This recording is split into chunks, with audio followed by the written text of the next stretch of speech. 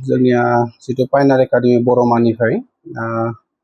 जितु एडमिशन बे एडमिशना दिनैनिफ्राय जागायदों आरो जोंनि बे पायनार एकाडेमियाव एडमिशना जोबोद खम समनि गेजेरावनो जोङो लिमिटेड सिट नालाय फोजोबनो सानदों आरो गोबां गोजान गोजाननिफ्राय गथ'फोर जोंनियाव फरायनो फैयो आरो पेरेन्टसफोराबो गोबाङानो गोजान गोजाननिफ्राय जोंनि बे पायनाराव फरायनो फैयो जोंनि क्वालिटि इडुकेसननि थाखाय जोंनिया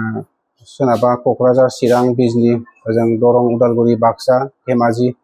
सिमेन्ट सापरि गोबां गोजान गोजाननिफ्राय फैयो फरायनो जोंनि बे क्वालिटि इडुकेसनखौ लानो थाखाय जोङो इनटेक केपासिटि गोबां लानाय जायाखै थाबैनो फोजोबगोन आरो जितु जोंनि दर्पन पर्टेलावबो जोंनिया गोबां दिन मोनसे अपेनखौ होखानाय जायाखै एडमिसन डेटखौ ओंखायनो थाब एडमिसन जेन लाफैयो बेखौनो आं गोरायुं हिसाबै फोरमायनो लुबैयो बेयाव जोंनिया दा पायनार एकाडेमियाव साइन्स आरो आर्ट्स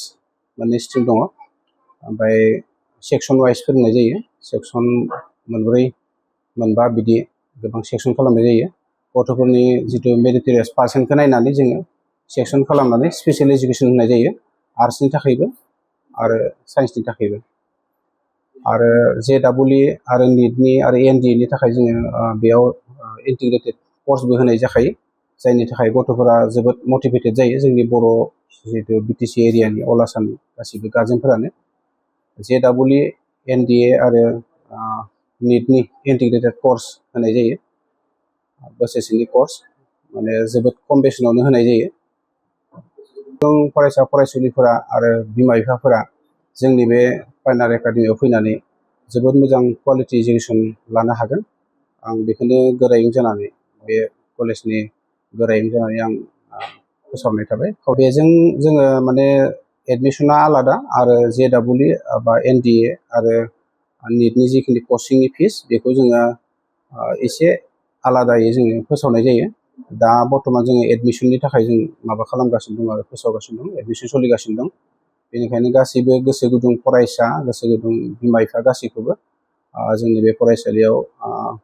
फरायफैनो हागोन बेखौनो आं खावलायबाय एडमिशन लाफैनो थाखाय थाबैनो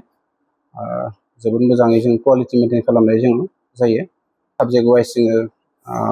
गोबां साबजेक्ट टिचार्सबो दङ फिजिक्स केमेस्ट्रि मेथ्स बाय'लजि गासै साबजेक्टआवनो एभेलेबेल स्टाफ दङ आरो फोरोंनायफोराव माबाफोर बुजि मोनाब्लाबो फरायसा फरायसुलिफोरा जोंनि बे साबजेक्ट टिचार्सजोंनो जोबोद मोजाङै माने कनसेप्ट बेस फोरोंनानै जों गथ'फोरखौ फोरोंनाय जायो आरो हस्टेलाव थानानै फरायनो हानायबो जोबोद मोजां फेसिलिटि दङ बयसफोरनि थाखाय आलादा हस्टेल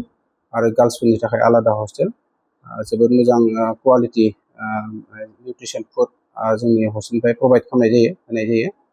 बेनिखायनो नोंथांमोना जेबो जिंगासिनो गोनां खोथा गैया गोबां फरायसा फरायसुलि बिमा बिफा नोंथांमोना इन्टारेस्टेड जायफोरा गोसो गुदुं थाबैनो एडमिशनखौ लाफैनो थाखाय आं खावलायो आरो बेयावथ' दंखायो जोंनिया बेयाव जोंनि जितु कमिटि दङ मेनेजमेन्ट कमिटि दङ कलेजनि बिथांमोना गोरिब थाखोनि मोजां नम्बर लानानै उथ्रिनाय जायफोरानोखि रां रुफानि थाखाय बा फैसा थाखानि प्रब्लेमनि थाखाय मोजां कलेजाव एडमिशन लाहैनो हाया होननानै दुखु जायो नाथाय जोंनि बे कलेजा दिनैसिम गोबां दुखिया न'खरफोरखौ माने फ्रि अफ कस्ट गरसेबो थाइसेबो रां लायालाबासिनो फोरोंनाय आं नुनो मोनदों आरो आं बेयाव मावनायनिफ्राय दिनैसिमबो बेबायदि गोरिब थाखोनि न'खरनि फरायसा फरायसुलिफोरखौ अनसुंनानै बा अनसुंथाइ होनानै बा फैसा रां लायालाबासिनो फरायनाय जों नुनो मोनदों आरो जोङो होनाय जादों गोबां गोरिब थाखोनि मोजां मार्कस नम्बर लानानै फैनाय फरायसा फरायसुलिखौ जोङो फ्रि एडमिशन आरो जानाय लोंनाय गासैखौबो जों माने फ्रि होनाय जादों आरो